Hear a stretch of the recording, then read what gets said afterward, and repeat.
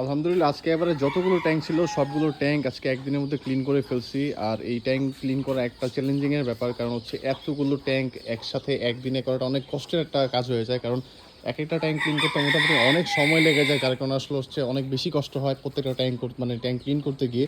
So আলহামদুলিল্লাহ আজকে প্রত্যেকটা ট্যাঙ্ক ক্লিন করা হয়ে গেছে, জাস্ট এই একটা ট্যাঙ্ক বাদে। আর হচ্ছে শুধু এই একটা ট্যাঙ্ক বাদে বাকি অ্যাভারেজ যেই কত ট্যাঙ্ক আছে আমার এখানে প্রত্যেকটা ট্যাঙ্ক ক্লিন করা হয়ে গেছে মাশাল্লাহ। মোটামুটি আমার অনেক দিনের কাজ আগায় গেছে বলতে পারেন, কারণ এখন দেখেন মোটামুটি অনেক ময়লা হয়ে গেছে, এগুলো আবার কালকে ক্লিন করতে হবে।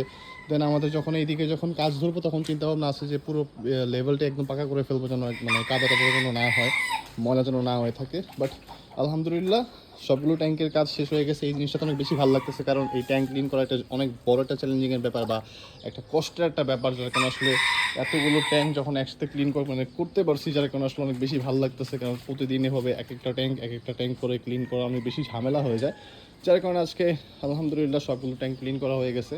এখন একটু বেশি ভালো লাগতেছে আজকে।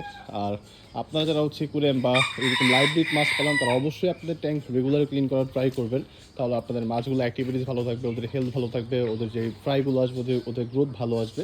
সো আপনারা অবশ্যই আপনাদের ট্যাঙ্ক রেগুলার ক্লিন করার ট্রাই করবেন। আর অবশ্যই বটমে যেই ময়লাগুলো থাকে এগুলো একদম ক্লিন করে ফেলবেন, উপর থেকে না, একদম বটম থেকে যেই ময়লাগুলো থাকে ওই ময়লাগুলো ক্লিন করে ফেলবেন। তাহলে আপনার ট্যাঙ্কে কোনো গ্যাস বা কোনো ভাইরাস অ্যাটাকের কোনো চান্সেস থাকবে না। সো এই জিনিসগুলো একটু ফলো করলে দেখা যাবে যে আপনাদের মাছগুলো অনেক বেশি হেল্পফুল থাকবে বা ভালো থাকবে।